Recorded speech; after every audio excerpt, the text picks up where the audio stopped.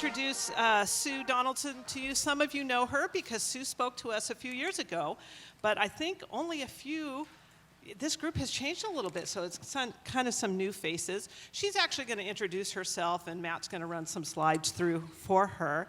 But Sue lives in San Luis. How long have you and Mark been there? Well, let's see. I married into my church in San Luis 34 years ago Monday. Okay. So he came a couple years earlier as a single dude. I said no the first time in LA, and then 3 years later said yes. But that's another talk. That's another talk. So they've been there a while. He's a doctor down in that area, and they have 3 beautiful children, daughters that she will introduce. You'll see pictures of them. I've known Sue for a really long time, and I've been able to introduce her at lots of things before. And today she's going to be talking to us about being women of welcome. She has a website I want you to make note of. It's on some of the paperwork there. Make sure you have those papers in front of you. It's called welcomeheart.org and .com. I do that every time. And welcomeheart.com, and you can find all kinds of wonderful resources on there. She also has a wonderful and growing podcast called Making It Count. Is there a second part? Make It Count, Living a Legacy Life. Legacy Life. You can find that wherever you listen to podcasts, and I would encourage you to do that as well. And what she's speaking about are different aspects of hospitality. And some of us are like, yes, yes, yes. And some of us are like, no, no, no to that. And she's going to dispel all that and help us and encourage us.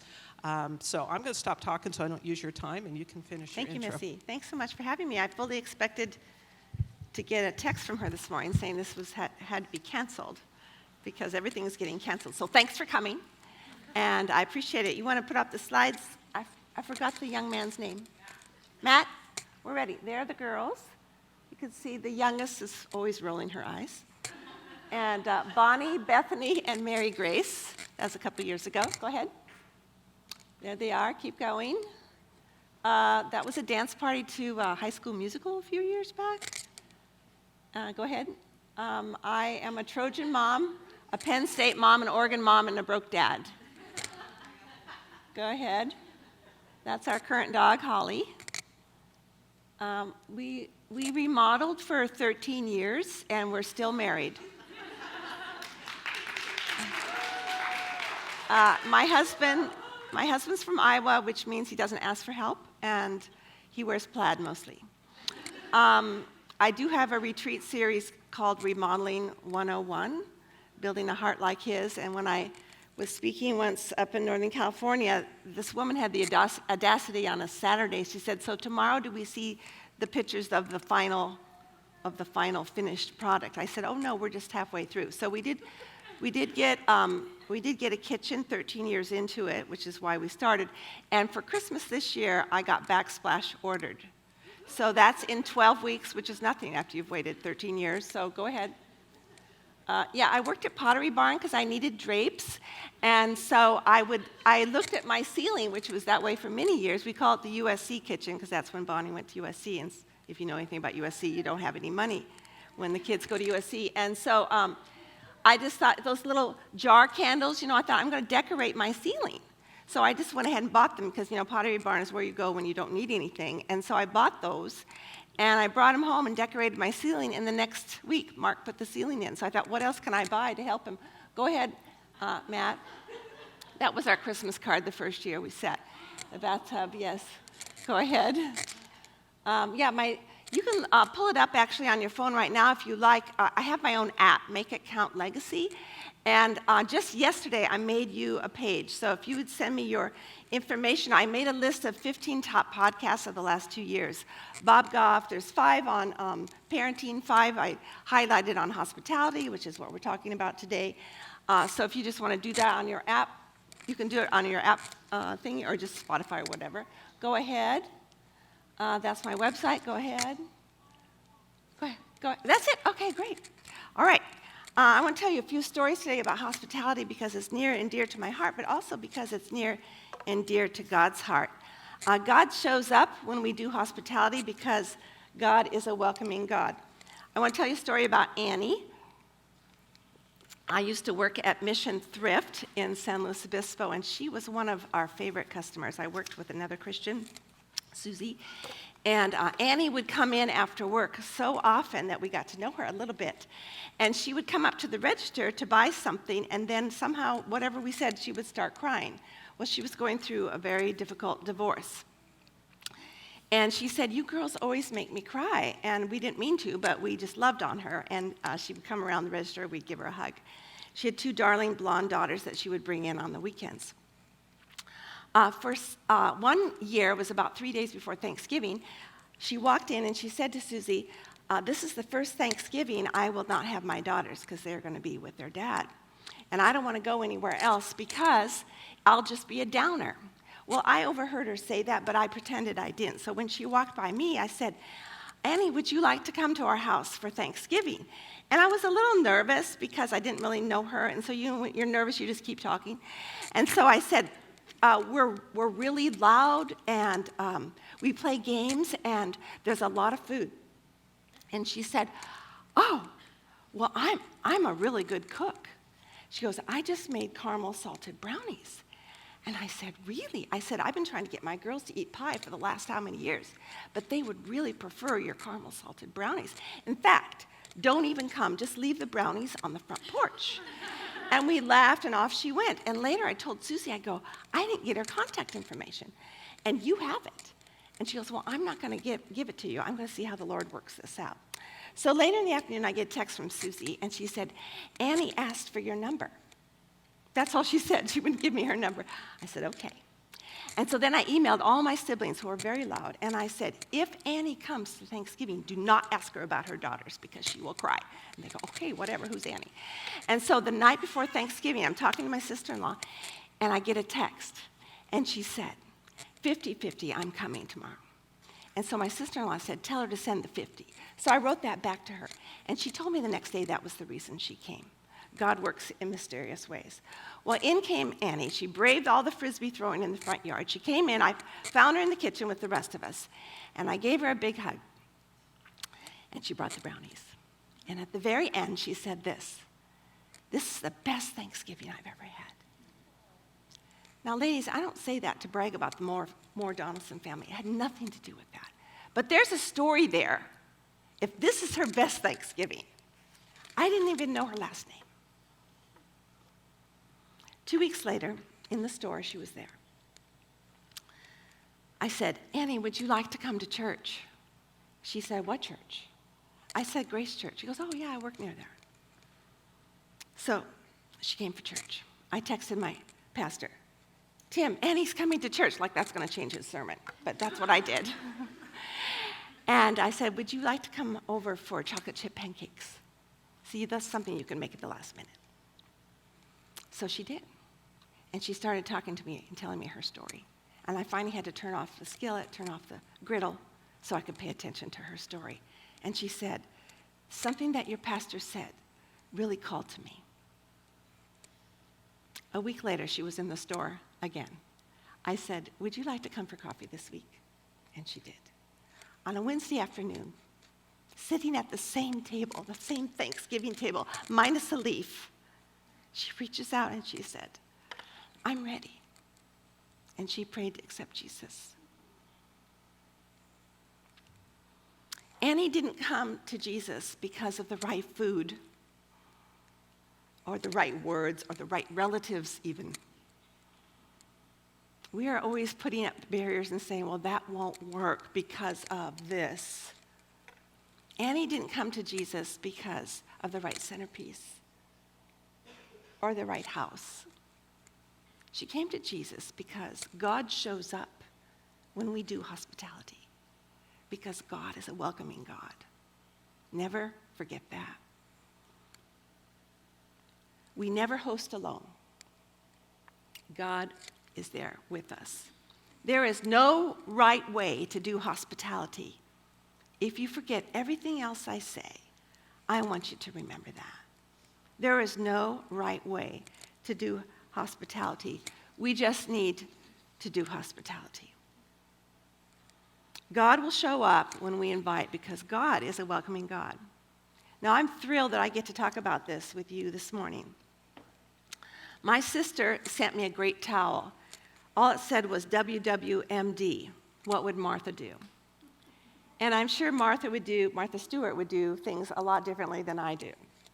But that's not what we're talking about this morning. God is the ultimate host, and he welcomed each of us to his table long ago at creation.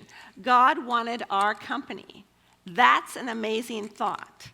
We might get company that we don't necessarily want. Now, we don't tell them that while they're there. We might talk about them later. But God always wants our company. That is amazing. Even when I'm at my worst, he wants our company. He's continually in the process of inviting us to his presence, into his presence. He keeps the door ajar even. He's checking at the window. When is she going to get here? She needs me so much today.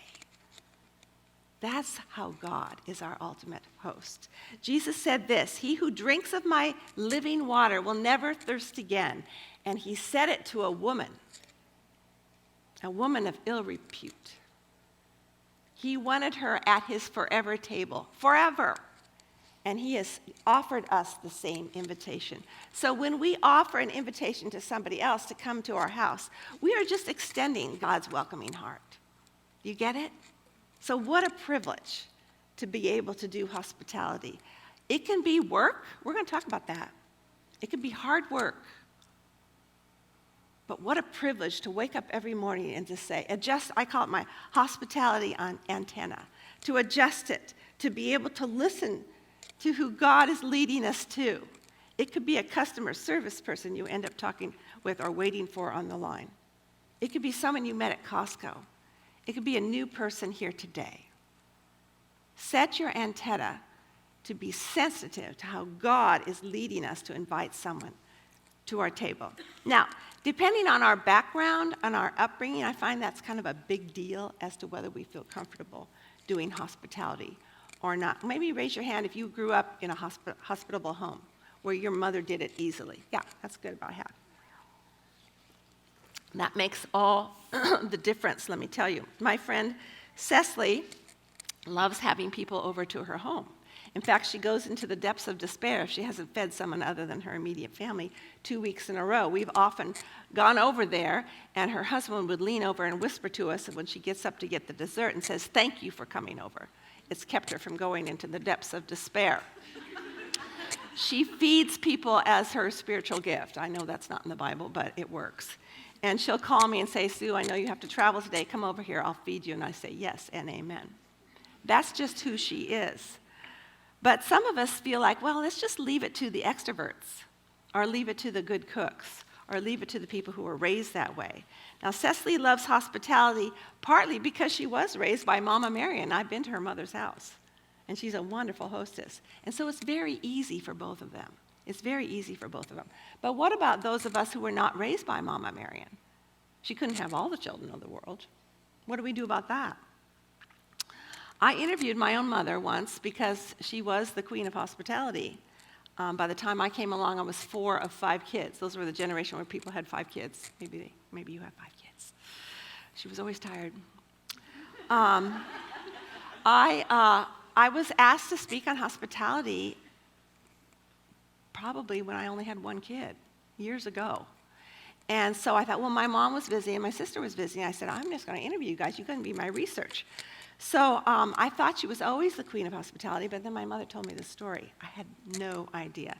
She told me that her mother had never entertained. Well, that was during the Depression. They didn't have enough food for even their own family.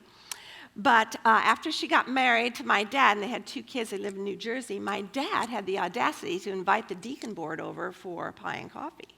Well, my mother could make pie, but she didn't know how to make coffee. And she told me the story where she cut the pieces of pie and put them all on the plates. And then she did something that was not smart. She scooped out vanilla ice cream on each of the pieces. And then she goes, Sue, I found this at Mission Thrift, so I had to buy it. But she had this old-fashioned vacuum-sealed stovetop coffee pot that I'm still looking for. This is not the same thing.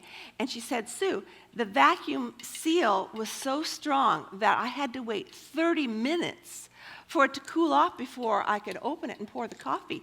And she goes, and by that time, well, you can guess, the ice cream was melted all over the place. And she said, I was mortified. That was her word. I said, Mom, I'm mortified just listening to this story. I said, why? I was shocked. I said, why didn't you just serve the pie and ice cream and say that the coffee was the real dessert? And she said, well, Sue, I would do that now. And I said, they were probably all engineers like Dad. They would have loved coming into the kitchen and trying to figure this out, right? They love a project. She said, I would do that now. Why now? Because she was old enough to realize it didn't matter. When we're young, we're insecure. We don't know what we're doing, and we don't want anybody else to know that we don't know what we're doing. What can we learn from my mortified mother? That we can be so insecure that we don't allow ourselves to make mistakes, to realize that they don't matter. I have an assignment for you. I want you all to do hospitality this week, and I want you to really flub it up. And then write me, sue@welcomeheart.com. I won't tell anybody your name, how you completely failed, and how it didn't matter in the least. We won't know that lesson unless we practice it, right?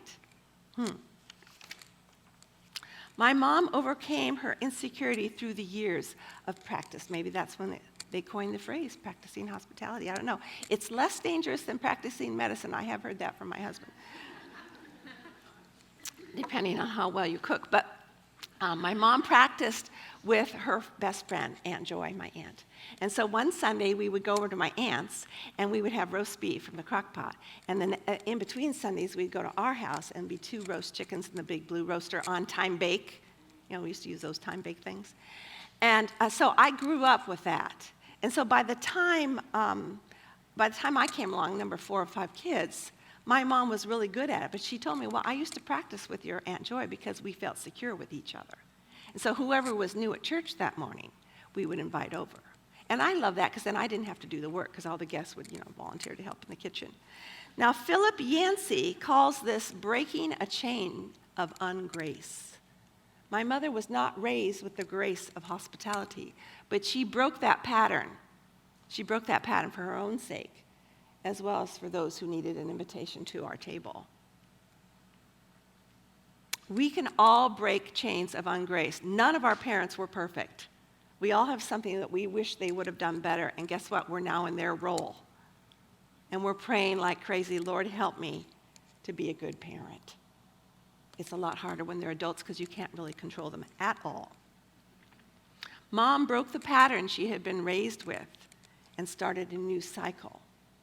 And you can start today as well. I'll give you some tips, don't worry. It amazes me to find out how many people are at my sister's homes for Thanksgiving or Christmas, how many roasts and turkeys were provided, and how many extra ovens they needed to borrow. And we all know how to make coffee. Why? Because my mother practiced and broke a chain of ungrace. Are you willing to take that challenge today, ladies? To break the cycle of ungrace that you have been raised with. A friend of mine had a different cycle to break. Her mother was such a great entertainer from Hope Ranch down in Santa Barbara. Everything was so elaborate and fancy that she told me later she'd never had company because she couldn't reach her mother's expectation. That's equally a chain, isn't it? Your outline begins with why bother? I know it's a risk and it's an effort. And here are some good reasons to bother. I'll give you 3. To go ahead and invite. It's worth the plunge and the effort so that you can introduce others to God. They may only know their first introduction to God, a God who loves them, who wants to be involved in their lives on a personal basis at your table. Ladies, you got to admit that people, your friends, may come to this gathering because it's a group of moms. But they may not want to come because it's in a church building. They may not want to come to a Bible study because they were burned by some Christian when they were 12. Who knows? We don't know the backgrounds of people. God does, though. So what do? Start by inviting them to church? Maybe. But they may just go, oh, no, she's not. I don't want to be involved with that. But they'll come to your house for scones from Trader Joe's. You don't even have to make them. They're so good. I've almost stopped making them. But I do have 2 really good, simple recipes on my website, Lori's Orange Scones. Look that up. It's a good one, and it's easy. And Marion's, Mama Marion's, with whipping cream. You make them in advance and then freeze them and pull them out, whoever's coming over. All right, this is not about scones, but the idea is that it can be done. And someone will come over to your table because they're lonely and they're tired of changing diapers.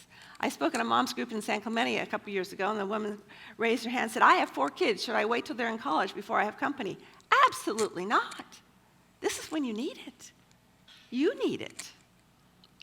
It's worth number 2, worth the risk and the effort for yourself. I've done it because I was desperate for friends. When I was single till I was 35. And I remember being at my home church down in Whittier. And after church, I'd watch all these families get into their vans. You know, they're packing up their kids. They just need to get them home and fed and put to bed, right? But I was sitting there going, I thought they liked me. Why didn't they invite me home for lunch? I would have peeled the potatoes. My own mother would have invited me. I was lonely. I was loved, but I was not invited. And you have single people in this church. God says that he wants the lonely in families. Set your antenna for the single person. Set your antenna for the single person. So I just invited 6 women over for brunch. They were surprised I could cook, I could read, and they loved to get out of their house. So I started having women over on Saturday mornings. Why? Because I worked full time, because it was cheap to serve breakfast. These women became my mentors.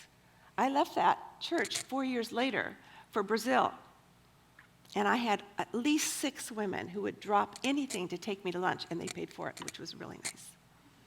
And then when I went to Brazil, I had to start all over again making friends. Number 3, it's worth whatever it takes because of the value for your children. One of my kids is an extreme introvert, but she knows how to run a room. If we had time, I'd tell you some really good stories. Why? Because she was raised with it. She felt the comfort of inviting her friends over whose parents were going through divorces. She knew I would keep something non-chocolate in the pantry for Carolyn because she didn't like chocolate. We do it for the sake of our children. You may not have been raised with it, but you can break that chain starting this week. And it will bless your children, even the introverts. I want to tell you a story. Jesus was preparing a meal on the beach. Now, isn't that what we think about when we think of hospitality, food?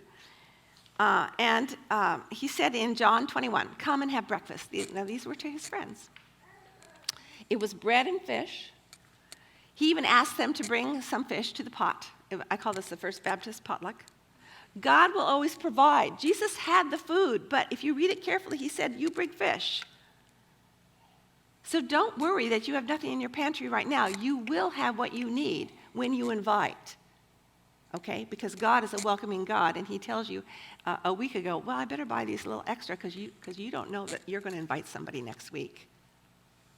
So he invited his friends for breakfast. God invites our participation. He doesn't need us. He invites us because he knows it will bless us. Following that simple meal was one of the most intimate conversations recorded in the New Testament. Jesus asked Peter, do you love me 3 times? Remember that story? I always thought that was interesting as a kid when I heard it. I thought, why did he ask him 3 times? Was his hearing bad? No. Peter answered him 3 times. You know I love you, Lord. Well, Peter had just denied him 3 times. God forgives us. We're the ones who carry around the shame, right? God says, I've forgiven you. Let's say it aloud 3 times to get over that shame. Jesus said, if you love me, then show it by following me and feeding my lambs, and ultimately you will die for me. Now, ladies, this is not your typical breakfast conversation. Can you imagine? And all his friends were listening. Peter's response was an impassioned, yes, Lord, you know I love you. This precious interchange between Peter and his master was by far the most significant event of this passage. And John must have thought it so too, because he ended his whole book with it. This is what I want you to remember. What these men had to eat was definitely secondary to the whole situation. Definitely secondary. In fact, we see here a perfect example of the meal being the vehicle for exhortation and true fellowship and forgiveness and meaningful relationship to take place. That's what you pray for. God will help you with the details about the meal. And when someone says, "Can I bring something?" you always say yes, even if it's a cube of butter, especially college students. One college student said, "Well, we'll bring the green bean casserole." You know, it was this big. We had 35 people. Just give them some instruction, or just have them bring the butter. But always say yes. God will provide. But what's more important? The meaningful fellowship, the conversation, what goes on in our spirits and our hearts. In much of entertaining, the meal is the main event. And I don't mind that kind of entertaining because I love to eat. But that's not what God means by hospitality. Come and have breakfast is an invitation that Jesus used to change a man's life. Think about that. Talk about hospitality with a purpose. When we ask the question, why bother? Here's the real answer. God wants to use our hospitality as a vehicle for him to change lives, our lives and others' lives. What a great reason to get up in the morning. So what is hospitality? I'd like you to turn to your neighbor and discuss, and I'm going to give you 1 minute. What are the ingredients for making you feel welcome in another person's home? When you've gone to somebody else's home, what made you feel welcome? Go. Okay. What did you hear? Give me a couple. What is a welcoming ingredient when you come into someone's home where you feel at home right away? Somebody? A hug. Oh, yeah, that's good. Pre-COVID, whatever. I can't hear you. Jump in and help. Oh, yeah, I really like that one. You can come. Actually, Carl's been to my house. With your hands full of another baby. You probably have a different one now. Yes. Okay, great. Some welcoming ingredients I thought of are genuine, warm greeting at the door. Hug, right? Networking introductions. I love this. Debbie Weeks would be sitting at my table, or my mom would be, and Debbie would come in. I'd say, "Mom, this is Debbie Weeks. She has the gift of organization, just like you do. She just alphabetized all my spices." And my mom would go, "Wow." And then they would be talking, and then I could finish the work in the kitchen. Okay, that makes them feel special, and it gives you a break. Stop what I'm doing and ask them to join me, right? A smell of food cooking. A fire in the fireplace, or during the remodel, it was candles burning. Putting on the tea kettle or a saucepan of water. Asking questions and then listening to the answers. That's the key part. We ask questions, but we're flustered, so then we go, "What did you say?" My husband will say, "You just asked me that question." Oops. Do any of us need more money, or a bigger home, or a finished remodel, or nicer furniture, or a witty personality to do any of those things? The right answer is no. We just need to do it. Now, if I were to take a word association test and hear the word hospitality, I might say milk and cookies.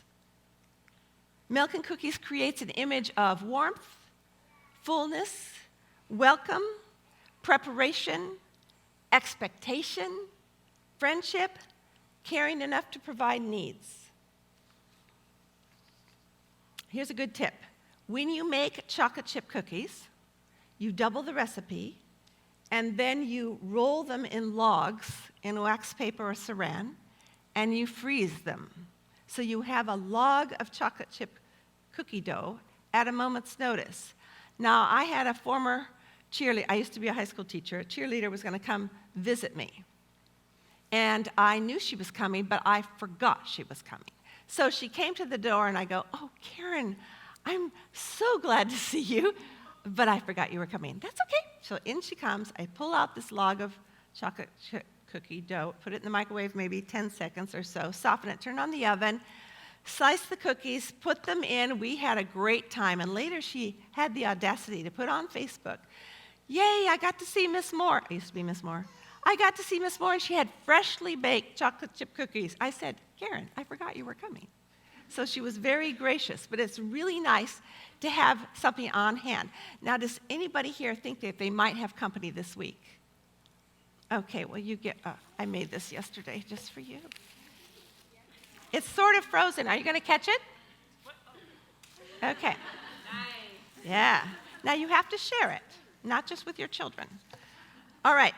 The root word for hospitality is hostis, which sounds a little bit like hostile, and it means a stranger or enemy, right? In the biblical sense of the word, hospitality is welcoming the stranger. Now, I used to think it was just having your good friends over for milk and cookies. Well, that includes that, but it also implies that you're inviting someone that you really don't know. We are hospitable for the sake of the other person, not to make us look good in the eyes of our guests. That's key. And that's why we get upset and we get uptight, because we think, oh, they're not going to think what I'm giving is good enough. Hospitality can seem difficult and impossible even simply because we have the wrong idea. We get it mixed up with entertaining. We've been fooled into thinking that hospitality is the same as entertaining. Both can be great. Both can be great. Both can be used by God, but they are not the same. And the difference is focus and purpose. My word of the year is focus.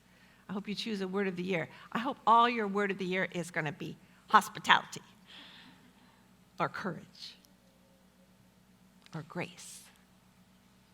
Mine is focus. The focus of entertaining is often the host rather than the guest, and that's why we get nervous. If we're nervous, it's because we're thinking about ourselves.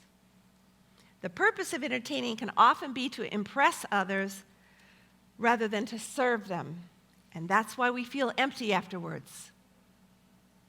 That's why we feel empty afterwards. Lord, I did this for you. Nope, you were trying to show off.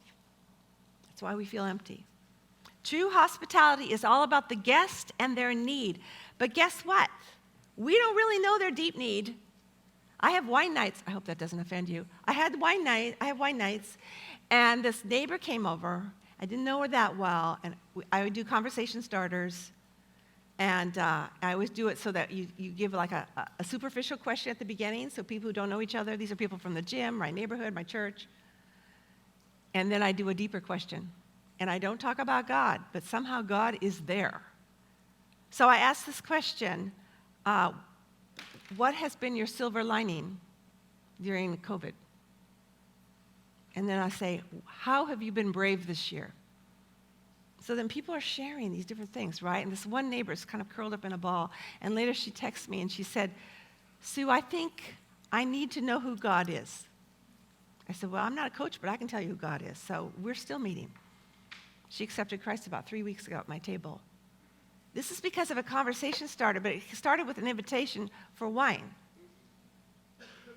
It's all about the invitation, and that I didn't know her need. I didn't know that her mother only told her once in her whole life that she loved her. I did not know these things about my neighbor, but who did know? God knew. People don't have to be your favorite people to invite, okay? You invite when God impresses it on your heart. You do it for Him, so you don't feel empty afterwards. Once we know and understand the difference between focus and purpose, we can feel the freedom of inviting people to our table. Hospitality, to review, focuses on the guest. Entertaining focuses on the hostess. If you know it's not about you, you don't need to feel nervous or afraid. I did a wine night, and I had 21 people coming. I texted my pastor, my poor pastor, he gave me his number. And I said, I have 21 people coming tonight for wine night. Is it biblical to over-invite? And all he said was, wow, that was not helpful. But I had 7 end up not being able to come at the last hour. Isn't that so great when you get those hours? Oh, praise the Lord. But in the meantime, I went ahead and made an extra dip, because you just never know. And then 2 came in, saw it was a crowd, and then we were indoors, and they left because they have elderly mothers. That's okay. Turned out to be 15. It was just the right number, so that you could hear everybody's answers, because we always do 2 questions. So much fun. Hospitality's purpose is to serve. Hospitality does not require perfection. It can happen with laundry on the couch and dishes in the sink, and you're sitting here, good, that's good. Come on over this afternoon, Sue. I will. I have to come back tonight anyway. It can happen around a noisy table with macaroni and cheese and ice cream for dessert. My sister Lori says almost anyone can serve a bowl of ice cream, and she's right. One time I was having 2 couples over I didn't know very well, young couples from our church, And it was really hot, one of those hot days in October, and I was at CVS for some reason, and I saw those Halloween Oreos on sale. Now, I had already made bread in the bread machine. I had the dinner ready to go, but I was still going to make a chocolate cake because I can make a chocolate cake fairly rapidly. But when I saw those cute Oreos, I kind of thought, well, I'm just going to buy them. They're 2 for $1. And I served them with ice cream, and no one complained. No one complained. When I get flustered or uptight or nervous, because I still do at times, or impatient with my family, which can ruin the whole thing, I need to remind myself that hospitality is for the sake of honoring another. I may still get nervous, but that's why it's called practicing hospitality. It takes practice to feel less nervous. Now, if I think of serving my guest's need, it helps me not to be so nervous. To ask myself, what is their real need? I don't know, Lord, but you do. How can they be served or comforted or accommodated? Do they need a place to stay or just a listening ear? Do they need a bowl of soup or just a cup of water? We've been fooled into thinking that hospitality has to do with us, the host, rather than the one who needs your invitation. Right now, I want you to turn to your neighbor again. It can be a different neighbor. And give one reason why we don't do hospitality when we don't, because there are legitimate reasons. So what would be one reason you don't do hospitality, besides having COVID, when you do? Don't. Got it? Okay, 1 minute. When I first gave this workshop 25 years ago, we came up with 17 reasons why not, and see if yours is, it's kind of a random number, I know, but that's what I came up with. See if yours is included. Number 1, my mother didn't do it, so I don't know how. Number 2, fear of not doing it right. My mother actually said that. She said, I didn't want to appear foolish or incompetent. That takes humility to admit that, right? 3, because it seems like such a big deal, elaborate, especially with Pinterest boards swimming in our heads all night long. What did we forget? Number 4, fear of things not being perfect or good enough. This is the Martha Stewart syndrome. Or your couch is shabby. At one point in our marriage, I looked at our couch and I realized I would have to sew all my Afghans together to lay it over the couch, or just not have company. It just seemed easier, just not to have company until we get. I spoke here at a Refresh conference in 2012 on hospitality, and we had a huge workshop, about 100 women in it. And then I went to eat lunch, and I sat next to this young gal, and she said, I didn't go to your workshop because we're remodeling. I didn't have the heart to tell her we didn't have walls. And I hope she's not here today. You could just stop having company. Maybe you don't have enough chairs, or your living room is also the playroom and the dining room and the study and the office, especially now during Zoom meetings. Number 5, she didn't like her expectations, which she couldn't always reach. My sister said, I know how to make hors d'oeuvres and serve them on the deck, but I have 4 young children, and I can't do it, so therefore I will not have company. See, you can't reach your own expectations you put on yourself. Your neighbors are not saying, oh, I hope she has, bacon-wrapped whatever date things with the nuts in them. Well, yeah, I do hope that. But I'm not going to say that to them. They just want to be invited. Number 6, she doesn't like the work of preparing and cleaning up sometimes. We feel it's just too much work, and it is. Our homes might be in chaos, can't have anyone over syndrome. That's from flylady.com. It's too much work to prepare. It's too much work to clean up. Now, I like to prepare, so I invite Peggy Brown over because she likes to clean up. So she's in my kitchen doing my dishes, talking to other people. And I said, I will invite you every time and give you an extra brownie because I don't like to clean up. It takes me a week to clean up. Jill Briscoe said, yes, it's work. Hospitality is work. It's grunt work. I heard her speak at the Embassy Suites 30 years ago. That's the only line I remember. Hospitality is work. It's grunt work, but somebody has to do it. She's 80-something now. She doesn't remember. And she came to San Luis Obispo. It doesn't matter. I'll never forget that, so I'm passing it on to you. 7, she can't decide what to serve. I go, Mom, it's Thanksgiving. You know what to serve. I know. I just can't decide. Number 8, too shy. What will we talk about? I have friends who are so creative. They decorate their homes so beautifully, but they're afraid to open the door once the people are supposed to come over. They've told me that. That's why I wrote 252 conversation starters. Buy it. It's cheap. Number 9, can't cook. 10, not enough time. 11, not enough money. That's legit. Just do pancakes, they're cheap. 12, too tired, especially if you work full-time outside the home or you have 3 kids under the age of 3. Fear of rejection, being turned down when asking someone over. Fear of being compared with others. 16, husband will monopolize the conversation or be antisocial. I had to train my husband. He would just walk up the stairs quietly and not even say goodbye. I go, honey, you need to say goodnight. Oh, I don't want to interrupt. I go, that's not the point. You're being rude. You have to do a little training in a nice, gracious way. You're afraid the children will disrupt the evening or the people will stay too long. Cecily and I have this thing. We go, you can come for dinner at 6, but you have to leave at 7:30. Great. We have Pokemon cards on our refrigerator that my daughter did for a psychology class, and my superpower is being able to tell people when to leave, and they don't really realize they're being kicked out. It's easier with college students because they'll stay all night. Number 17, it's not convenient. It's not convenient. Hospitality can be very inconvenient, especially if it's the neighbor kids and you've just mopped, or it's the in-laws and you just got over Christmas. Why are they coming back? It's been 2 weeks. I wonder if Martha felt it was inconvenient to have Christ because he always brought 12 friends. That's a lot. When we were between college pastors at one time, our college group was kind of shrunk. And so Cecily invited the entire college group for dinner on a Sunday night. She was told that there would be 25 kids. So later I go, Cecily, how'd it go? She goes, there were 35 kids. I go, that's a big difference if you're preparing for 25. She goes, yeah, one kid had 10 friends visiting, and they said, come on, we're having dinner at the Patties. Get on the bus. Don't you love college kids? She said, we had just enough chili for every single person. There was not one bite left. God will provide, because God is a welcoming God. Now, after reviewing those 17 reasons, I put the letter P by each one that had to do with pride. Almost 100%. Almost 100%. God forgives us our pride. Pride and fear are mixed, right? And God forgives us our pride and he gives us courage and grace for our fear. So don't worry. So how do we get started? Quickly, 4 ways. If I had to face all 17 fears in one day, I would never have anybody over. I have to admit that. Okay, so number 1, you start small. You invite one person. Think of that, single person.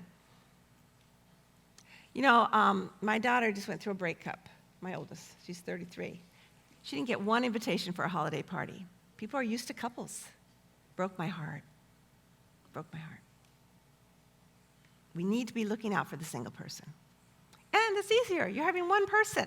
I saw this woman up in the choir loft this years ago, Suzanne Kelly. And I thought, you know, I knew her. She wasn't my best friend. I knew her. And I was 8 or 9 months pregnant with Bethany. So this is a long time ago because she's 30.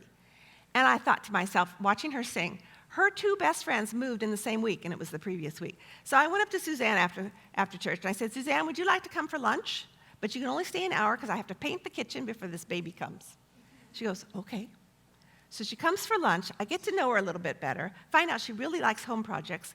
She goes home, changes her clothes, and she comes back and she helps me paint the kitchen. She and her daughter, Heather, single mom, they've been having Christmas and Thanksgiving with us for the last 30 years plus 4 months. She's part of our family. Don't worry, that won't happen to every single person you invite over. But it was meant to be. It was meant to be. So keep your antenna ready and invite just one person. Invite your child's teacher. Your child will do all the talking.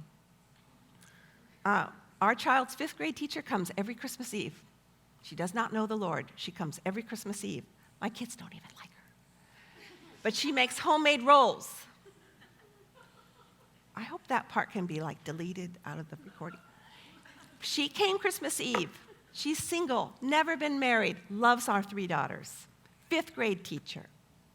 Do it. Secondly, start simple. Serve tea and Pepperidge Farm cookies. When you make muffins for your kids, freeze 2 and invite a neighbor over. Find a no-fail recipe and just always serve that. Third, start with your own style. You may not, so the first one's small, simple. Third, style. Well, you were going, I don't know what my style is. Guess what? You'll learn it when you start doing it. You'll find out you don't like using cloth napkins because then you have to wash them and iron them. Yeah, don't do that. But if that's your style, then do it because you're saving the planet, okay? Except for the water part. I just can't get it right. Some people like using china, other people paper plates. It doesn't matter. When you are comfortable with yourself, this is why it's important to know your style, then you focus on the guest. If you know that you're not going to do a big deal or that you like doing a big deal, then you can focus on the guest because it's easy for you. Okay? And if it's not easy for you, you fake it for the sake of the guest. Practice it with a friend. That will help establish your style, which leads us to the last step. Start with a servant heart. Hospitality is for the sake of the other person, not to make you look good in the eyes of another. We need to think, what would make this guest feel honored, most comfortable, satisfied? How can I show them that I care? What did Jesus do? He washed feet. He fried fish. He broke bread. He blessed it. That's servanthood. Okay, quickly. On your tables is a sheet, and I want you to answer this question. Who do you know that you need to become better acquainted with? We will collect these sheets at the very end, and I will give away one of my books, your choice, whatever book it is that you want. So just fill that out real quick, and then we'll close. Okay, what I did in, I think it was October, I wrote 24 tasks to do, one task a day, because I didn't want to include Sundays, of what to do so you could have company at the end of a month. And so this is what it looks like at the end, so you'll see that option as well. It's kind of fun, and the tasks are so simple, honest. Like one task is create a simple company menu. Another task is try a new dessert, or another task is make name tags or place cards. Or the first task is discuss with your family who to invite. So if you do a task a day, by the end of 4 weeks, you will have company around your table, and I'd really like to hear what happens when that does. We began a soup and bread potluck on Christmas Eve years ago because I didn't have immediate family in the area, and I liked a big Christmas, and my husband was on call every Christmas. So we invited other people, and so a couple years ago we had 50 people come because you just invite random people, right? Last year only 9 because of COVID, and this year only 20 because of COVID again. But the idea is that you use something that's already in your calendar, like Christmas Eve, or Thanksgiving soup potluck or something, and then you invite people to it. And that just helps people feel included. Many people won't come, but you know what? My next door neighbor, this one who just got saved, she ended up not coming, but she goes, it made me feel so good to get the invite. But she kept having more relatives come, so she goes, I better not come. And I thought, yeah, you better not. Because my husband, he gets annoyed with people because of COVID. I'm sorry, it's just a germ thing. So let's close in prayer. Then I'm going to have you answer some questions at the table, and then we'll do a live question, Q&A, because I don't mind. I'll try to answer your question. Let's pray.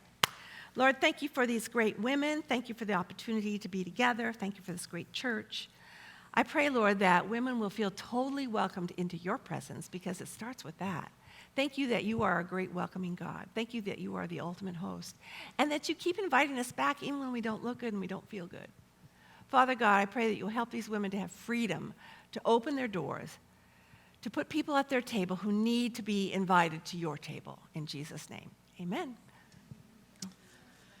Thank you, Sue. We can give her a warm thank you for that. We're going to let her catch her breath here for a few minutes while you're going to have some conversation here. But before we do that, I'm just going to extend a story out that she probably doesn't know the end of that. You've heard her talk about Cecily Patty a lot. She's also a mutual friend. And my son in particular, my oldest son, has benefited from many meals at the Patty's household because there's a group of boys. One of them is Cecily's son, Larson, that we all had, and we put in kind of this little backyard gathering. We called it the Backyarders, starting in 4th grade. And it was guys hanging out together, and some of the older guys would kind of mentor them and do Bible study, and that group has stayed all the way together now. They're all in their mid to later 20s, and they're in different states, and about half of them are married and have kids, but they are committed to each other, and they get together like twice a year if they can. Well, they were all here a couple weeks prior to Christmas, and Cecily had all the guys, all the kids, all the wives, all the girlfriends of that group over for dinner. And I talked to my son the next day, and he said, Mom, Mrs. Patty was like in tears. She was so happy to cook meals that she had spent years cooking for those guys. And of course, they ate every little bite and loved it. So it's just great to see through the years someone's hospitality of just opening her home and cooking. That's what she did, and it provided so much. Now, there's a lot of backstories that Cecily doesn't know about, but I do know about of those rascally boys. Someday, maybe in heaven, Cecily and I will sit down and she'll feel comfortable hearing some of those crazy stories at that point in time. Hey, around your tables is some discussion, mentor moms. You can do that. We're going to give you about maybe 10 minutes here, and then we're going to have Sue come back up, and you guys ask your questions. It's a great opportunity to be able to talk with her and do that. Sue's going to come on up here. Megan's going to come up here and grab a microphone. We want to ask her questions, all right? And we are going to record this, so don't be too intimidated by Megan putting a microphone in your face. We just want to be able to get it so we can hear it, okay? Oh, you got questions. We'll go with that. Hi. You said that you have a fail-proof method for getting people to leave, something about Pokemon cards on the fridge. I'm really curious what that was. The fail-proof one is to tell them in advance that your husband has to get up at 4:30 in the morning, and so it will be an early evening. I say that it will be an early evening. And if you really want it to be fail-proof, then you say, actually, we'll close around 8. Because that's a weeknight. My husband really doesn't, he gets up early. It's his own fault. He doesn't have to get up that early, but he does. And so to honor him, and then also to honor me, I'm tired. So that, to me, is just to let them know. It's easier with young people because just, if it's an older couple, you have to be gracious. But usually if it's an older couple, they want to leave too. So they kind of like the guidelines, and it just helps to just lay it out in advance. Like we just adopted a college kid. I don't know if you guys have that program here, Adopt a College Kid, but we just adopted one 2 weeks before Christmas, so I invited her over for this next Tuesday, knowing they have college group at 8 o'clock. Because then she'll be gone. She goes, oh, but I have college at 8. I know, perfect. We'll see you at 6:15. Is that rude? We need boundaries, ladies, because people will stay all night, and we can't. Can't do that. I've actually said, okay, it's over. I've done that too. I think that's what my daughter meant.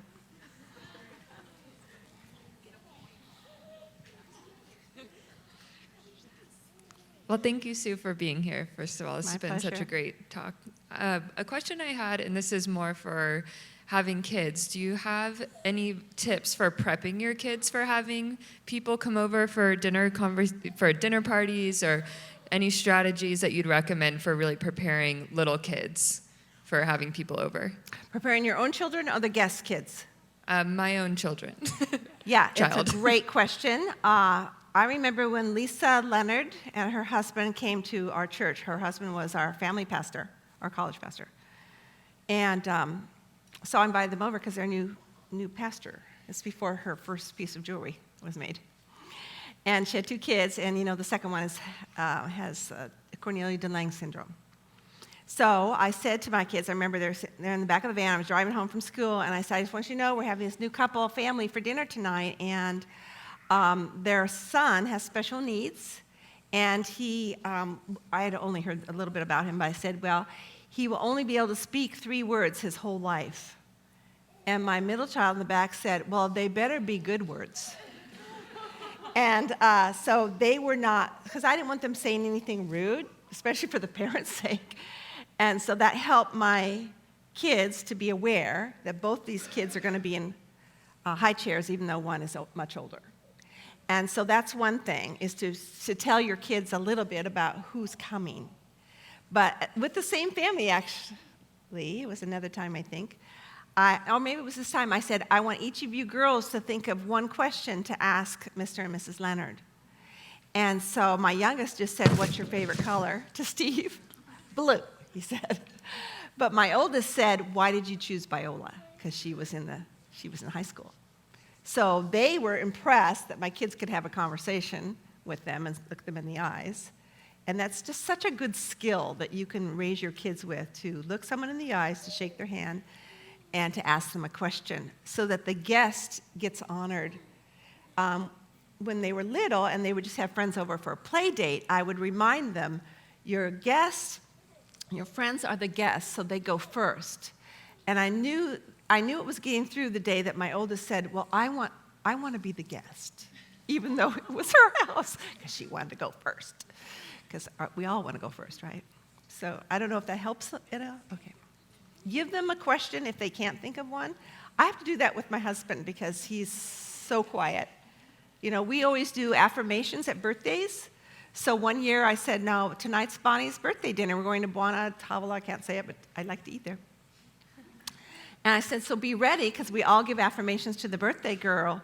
And so he had all day to think about it, right? So at the dinner table, at the restaurant, her two sisters say something nice about her. I say something nice about her. And then we all turn to Mark and we go, Dad?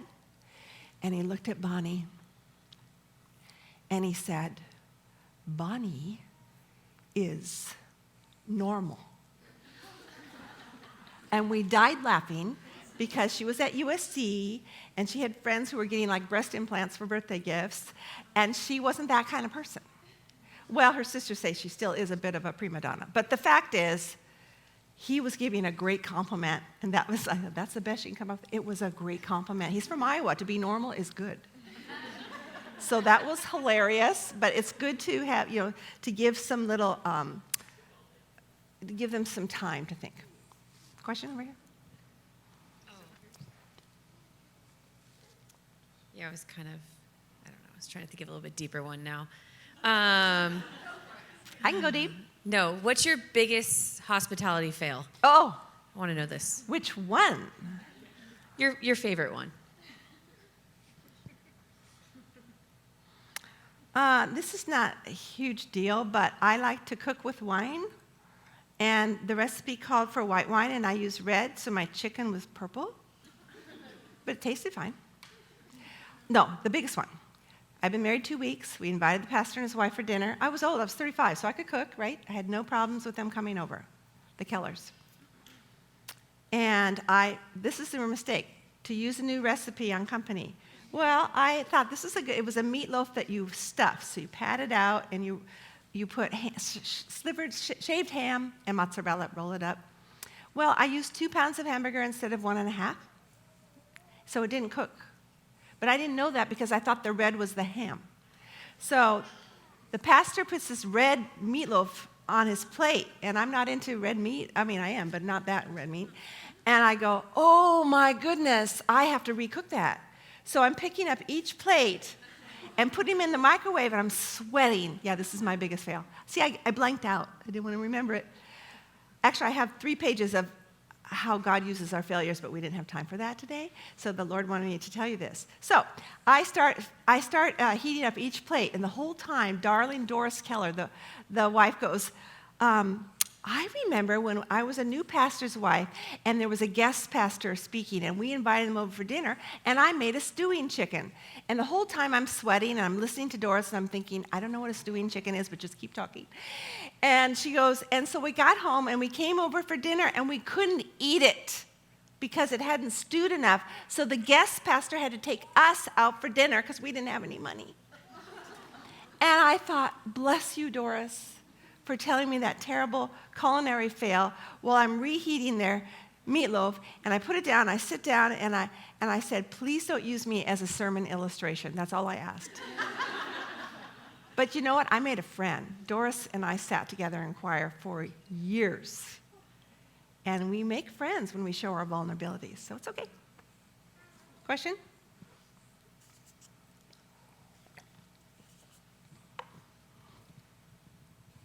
Okay, so in full transparency, I asked my friend if she was coming, and she said no, and I said, I don't want to come either because I don't want to be convicted. I heard you speak a few years ago, and I since have 2 more kids.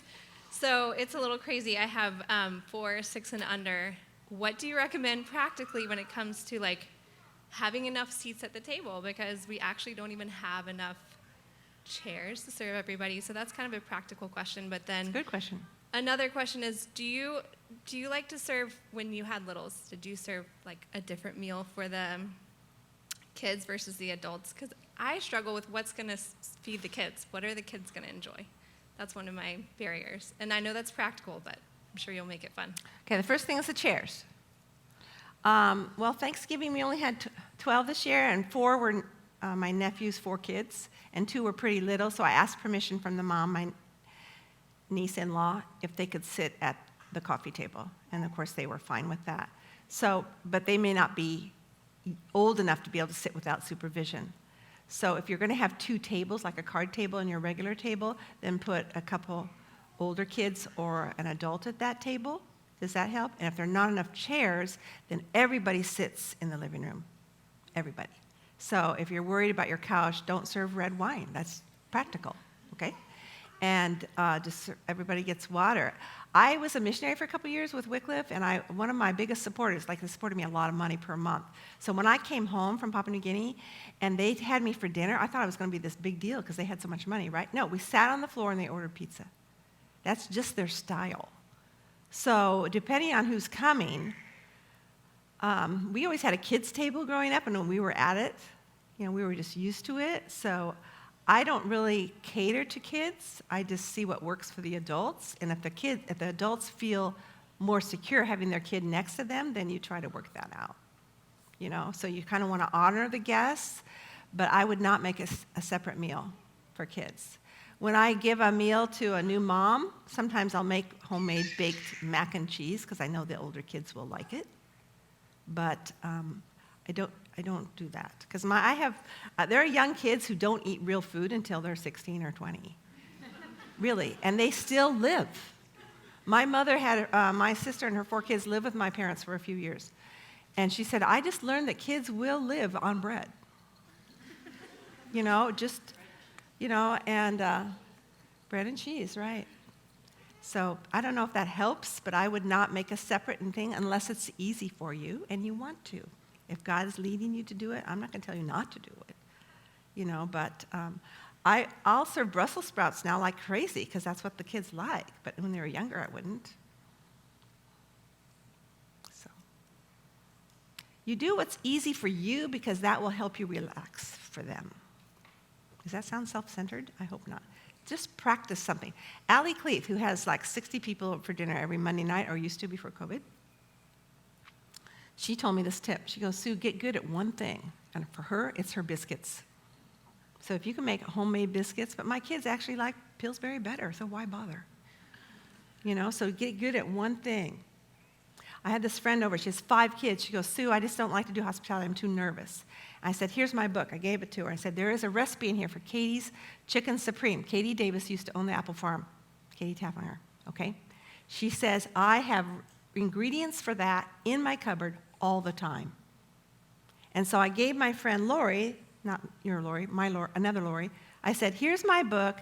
Invite Mark and I for dinner, and I will bring you Katie's Supreme Chicken." She texted me later. She goes, "Can you guys come for dinner Saturday night?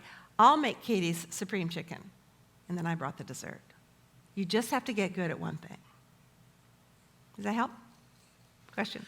Serious question about, because I know you and Mark have had to work through this a little bit in being very different personalities, where he would probably at times prefer not to have a big open door, people walking in, and you're He just loves so comfortable COVID for that yeah. reason.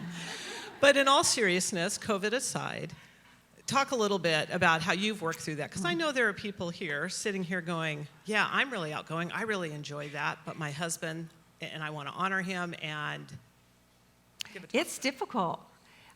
It was really one of the hardest things when we first got married because we were older, so we thought we knew everything. But we didn't know that about each other for some reason. And I would get hurt. And I'd cry, and I'd say, "Look, this is my thing, and this is what people need." And he says, "Well, I can't," because of his job, And so we had to come to what I call a huge compromise. He wouldn't see it as such. But what I said was, okay, at one point I said, "We need to have all these people over for dinner. These are all the non-Christians on my list, and these are all the Christians on my list." And he said to me, I know we were just turning on to South Igera out of our neighborhood, and he said, "You don't have to invite the whole world." Exact words. I said, "Okay, well then let's just invite the non-Christians because we'll see the Christians later in heaven." But of course, we didn't do it that way. But the idea being, do what God, you're married for a reason, for lots of reasons, but you're married to this particular person for a reason. And it's to shave off your rough corners as well as theirs. But you don't marry your husband to change them, right? I figured that out after about 5 years. Anyway, and so what I did was I told them that I get the holidays, because the holidays, we didn't have a chance to go into that. That's the whole last part of my lecture. The holidays is such an opportunity to bring people into your home who don't get invited or who need to be with other Christians, all right? So I said, I get the holidays, meaning I can invite as many as I want. And I give him, he likes projects, so I said, you just need to build the fire and you need to bring the extra chairs out. That's it. And you can leave whenever you want, because there's 50 people in the living room, they won't notice, right? And so he is really good with company if there's one person, or if there's no man he feels pressured he has to have a conversation with. So I try to honor him. I'm not always successful in only having one family at a time, because this is quoted in my first book. You dissipate the fellowship. Now, where did Mark get that word? But he always says, you dissipate the fellowship if you have too many people. And guess what? He's right. So when you have fewer people, you can hone in just on that person, right? But I say, I do all the work, and I do all the work for 20 people as I do for 5 people. So I want 20 people to get it over with. So I've had to learn sometimes to scale it back. All right, we had a chocolate open house. You heard me tell that story before. We had a chocolate open house. I invited 100 people, because I needed to do payback things for his colleagues. And these people had not been in our home, and Bethany was 2 months old, and so she was in a cradle in the front room, and people kept bumping into her, because there were 50 who came. And they go, oh, wow, a real baby, which is appropriate, because it's Christmas, right? And so it was really great. But the next year, Mark goes, please don't do that again. Work was very stressful. He was working for Mission Medical at the time. Very stressful. I go, okay. So he goes, just do a woman thing. So I've been doing a woman thing for the last, I don't know, she's 30, a long time, where I just invite the whole neighborhood, women, for a Saturday morning stress-free Christmas power brunch. And they bring the food. Okay? But this year I didn't do it. Why? Because I was too tired. So you have to give yourself permission to say no to what you really want to do. Question? If there's a situation where you legitimately can't, or a season, have people in your home, is there a way that you could foster hospitality by meeting someone elsewhere? Absolutely. Absolutely. I did a whole series on 10 things you can do during COVID that's not in your home. I did a lot of front porch one-on-one.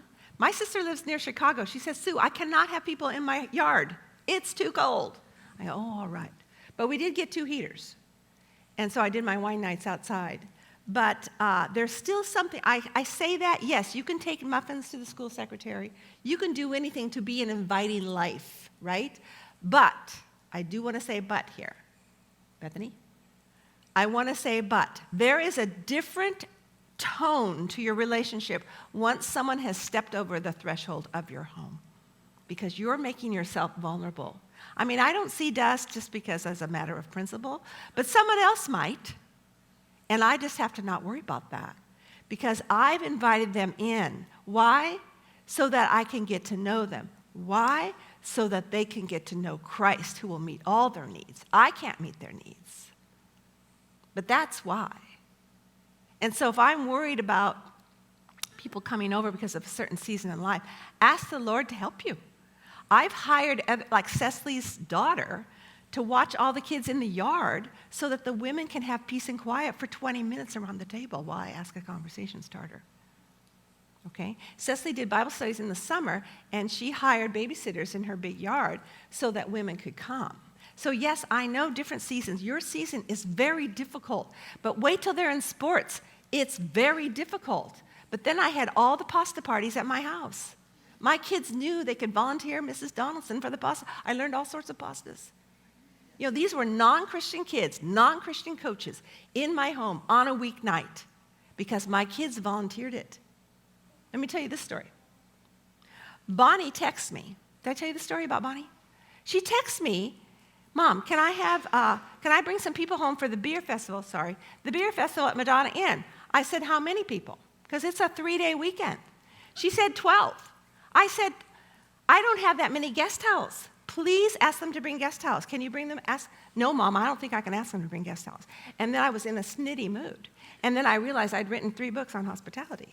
So I said, okay, Lord, I'll go to Costco, please provide a way.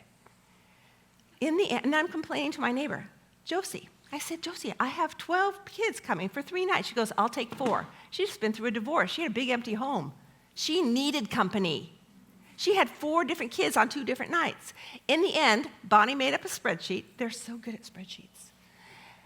She said, towels. What night are you coming? What day are you leaving? Who will need a meal at this time? Who will bring blow-up beds? We had 20. These were kids. These were not kids. These were 28 to 35-year-olds living in San Francisco, going to med school, ahead of Banana Republic, working for Google and Amazon, who came. I didn't know. I knew 2, and one was a Christian. Mostly non-Christians. We called it Bonnie's Camping Weekend. And they came and they left, and they came and they left. And by Sunday night, I made 3 crock-pot lasagnas.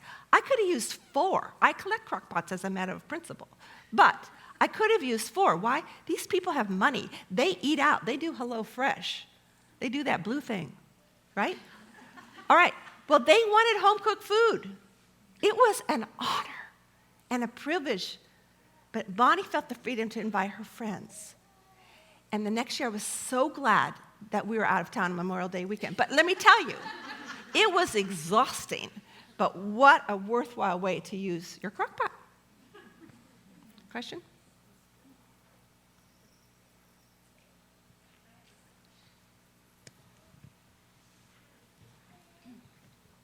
When I have people over, they want to help. And I don't know, sometimes I feel like I'm over planning, but I will plan what to have them help with and have it all prepped. But I feel like that is so stressful. I just want to be natural. And how do you let someone help when you haven't do you let them help clean up? Do you let them help prep? How do you get people to help without it being awkward for me, maybe? I think that's a very legitimate and a wonderful question. I don't like people talking to me in the kitchen or I'll mess up. So if they're in saying, can I help, I think it's very smart to think of an idea. Even if it's something as simple as peeling potatoes. Leave that for them. Or you can't really do that last minute. But you can if it's Thanksgiving because they're relatives and they're there all day, right? But I think it's smart. My youngest, the introvert, she'll say, Mom, give me a job, because that makes her feel more comfortable. So if you look at it, what's your name? Audrey. If you look at it as a gift to the person, it's kind of like when they offer to bring something, you say, oh, no, you don't have to. It gives them something to hold when they walk in the door. That's a gift to them. Okay? So if you look at it, change your mindset. This is a gift to them that they feel part. But if they're annoyingly in the road, like there's only so much room in my kitchen around the island, then I might have to assign them to my husband or assign them to the dog or assign them to one of my children. Say, would you mind taking the kids with the dog and walk around the neighborhood once, because they'll be better off, and then you can get something done. Yes, I think it's smart for you to think of it ahead. For you to feel more relaxed, you just ask God for that freedom and see what happens next. Okay? And then make something that doesn't take a lot of last-minute preparation. That's why I love the crock pot. That's why I love, the Instant Pot, I still have to concentrate a little bit, but it just depends on the recipe. Does that help at all? And also, we had like boyfriends' parents visiting. That's awkward. So you say, yeah, you carve the turkey, and then they watch YouTube. It's so funny, and they're watching YouTube and they're carving the turkey. But that helps me, and then it helps them. I don't know if that helped you at all. But you can call me. We'll have coffee. I won't make you do a thing. Hi. Hi. Okay, so my husband is an extrovert. I am naturally an introvert, but I think I've been trained over the years. We host a lot. My question for you is, if I want one day with nobody in my home, but I know it's God's calling, I feel guilty when I'm like, I just need one day. But like, what's the balance? What's the, Well, I think you should ask the Lord for 3 days. I would love 3 days of nobody totally. else at home. Yeah. You don't have to do it every day. It's your life. It's your attitude that's an openness. And you can tell your husband, I need a day off.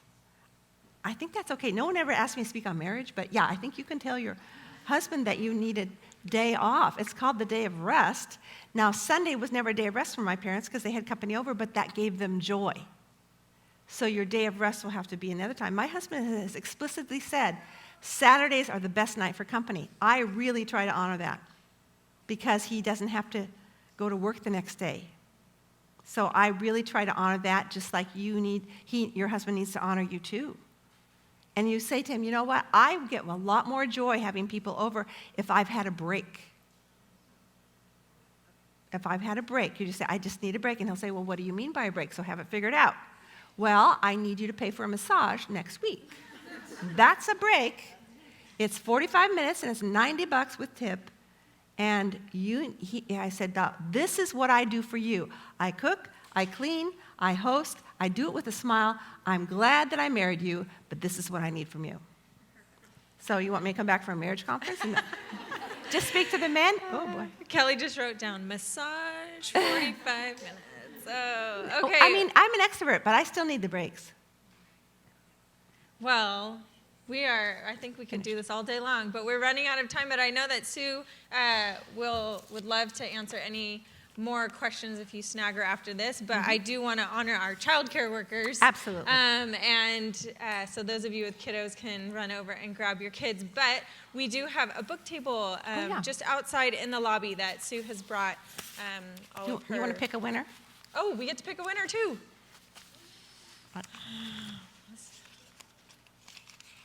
This one right here. Is your name? Is the name at the top? Oh, Audrey! That's you, Audrey. Go pick out a book. I'll bring you a book. Okay. Awesome. And so- what's your name with the hat? Kelly. Kelly, here's some bread, and that way you don't have to bake. Go. It's chocolate chip coconut something. I don't know. I made it yesterday.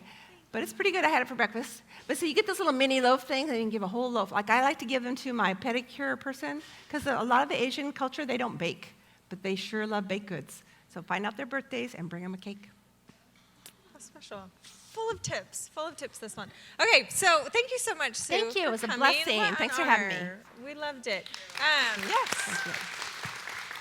I'm going to close this in prayer, and then we'll scoot and get kids, and then come back in, eat more food, browse the book table, and chat with Sue. And I'm speaking the same thing tonight, so if you have friends that need to come, just tell them to come. Is that okay? Yeah, absolutely. Please do.